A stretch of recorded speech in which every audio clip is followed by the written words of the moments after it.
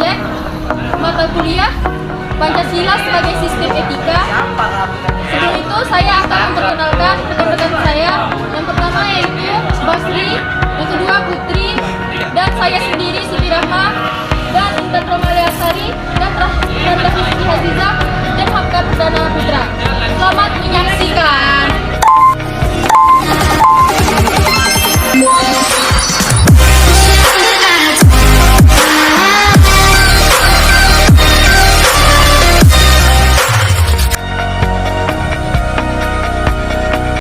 Di sini saya akan menjelaskan materi kami, yaitu menelusuri konsep dan urgensi Pancasila sebagai sistem etika. Yang pertama ialah konsep Pancasila sebagai sistem etika. Pengertian etika, istilah etika berasal dari bahasa Yunani yang artinya tempat tinggal yang biasa dipandang, rumput kandang kebiasaan, watak perasaan, sikap, dan cara berpikir. Secara etimologis ialah etika berilmu tentang segala sesuatu yang bisa dilakukan atau ilmu tentang kebiasaan. Dalam arti ini sama maknanya dengan moral. Etika dalam arti yang luas ialah ilmu yang membahas tentang kriteria baik atau buruknya. Selanjutnya ialah aliran-aliran etika. Ada beberapa aliran etika yang dikenal dalam bidang filsafat, meliputi etika keutamaan, teologis, dan deontologis. Etika keutamaan atau kebijakan adalah teori yang mempelajari keutamaan atau mempelajari tentang perbuatan manusia itu baik dan buruknya. Etika teologis adalah teori yang menyatakan bahwa hasil dan tindakan moral menentukan nilai tindakan atau kebenaran tindakan dilawan dengan kewajiban. Etika deontologis adalah teori etis yang bersangkutan dengan kewajiban moral sebagai hal yang benar dan bukan membicarakan tujuan atau akibatnya. Pancasila adalah cabang filsafat yang dijabarkan dari sila-sila Pancasila untuk bermanfaat perilaku kehidupan bermasyarakat dan bernegara di Indonesia. Urgensi Pancasila sebagai sistem etika. Pertama, banyaknya kasus korupsi. Yang kedua, masih terjadinya aksi teroris. Yang ketiga, masih terjadinya pelanggaran hak asasi manusia atau HAM dalam kehidupan bernegara.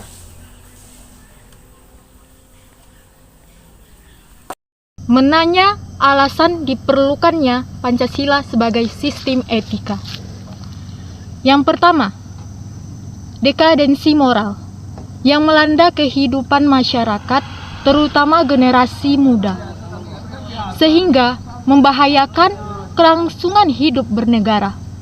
Yang kedua, korupsi akan bermasalah merajalela karena para penyelenggara negara tidak memiliki rambu-rambu normatif dan menjalankan tugasnya.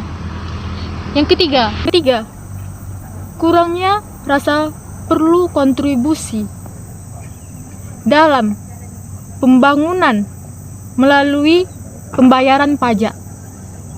Yang keempat, pelanggaran hak-hak asasi manusia atau HAM dalam kehidupan bernegara di Indonesia ditandai dengan melemahnya penghargaan seseorang terhadap hak pihak lain. Yang kelima, kerusakan lingkungan yang berdampak terhadap berbagai aspek-aspek kehidupan manusia seperti kesehatan, kelancaran, penerbangan, nasib generasi yang akan datang atau global warming.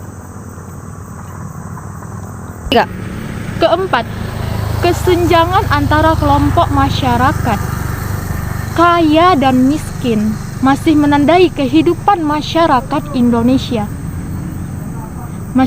Kehidupan masyarakat Indonesia. Yang kelima, ketidakadilan hukum yang masih mewarnai proses peradilan di Indonesia. Keenam, banyak orang kaya yang tidak bersedia. Kesemuanya itu memperlihatkan penting dan mendesaknya peran kedudukan Pancasila sebagai sistem etika karena dapat menjadikan tuntutan atau sebagai leading principle bagi warga negara untuk berperilaku sesuai dengan nilai-nilai Pancasila.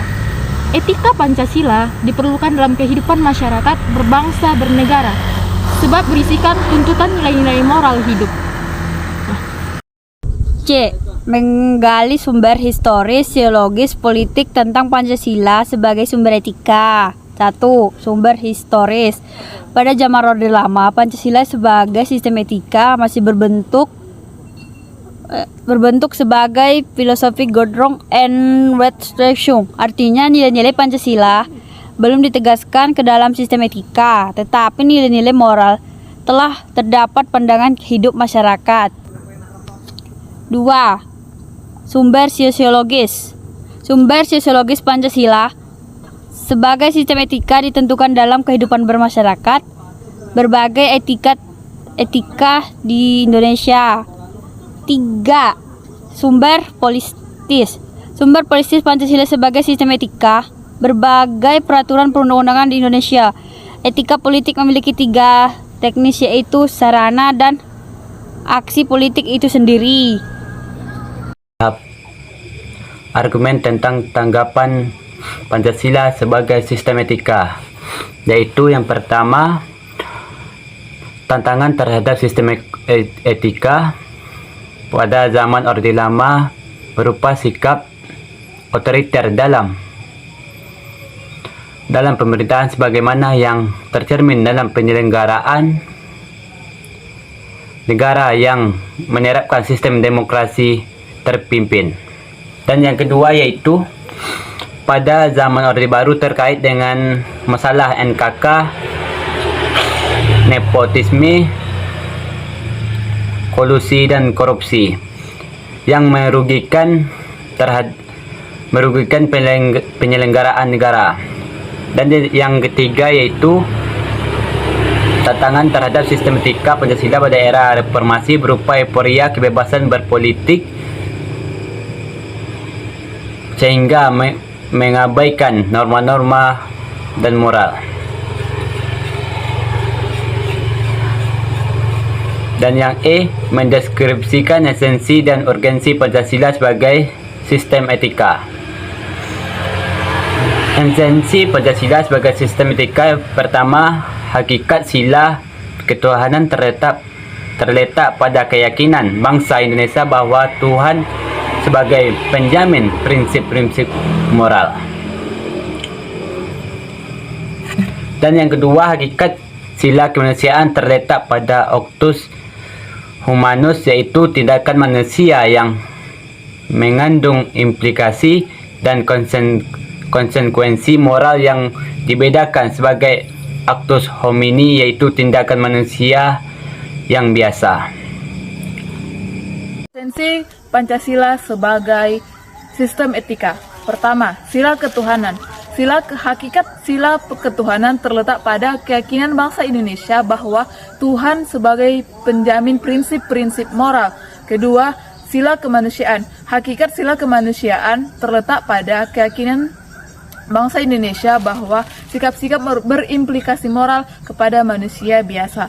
Ketiga, persatuan.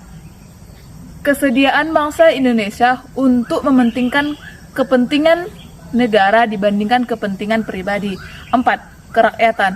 Kesediaan bangsa Indonesia untuk bermusyawarah dan bermufakat. Kelima, keadilan sosial bagi seluruh rakyat Indonesia. Ini merupakan perwujudan dari Pancasila sebagai sistem etika. Udah. Setelah tadi video Citizen Project kami, semoga yang kami tampilkan dapat bermanfaat. Wassalamualaikum warahmatullahi wabarakatuh.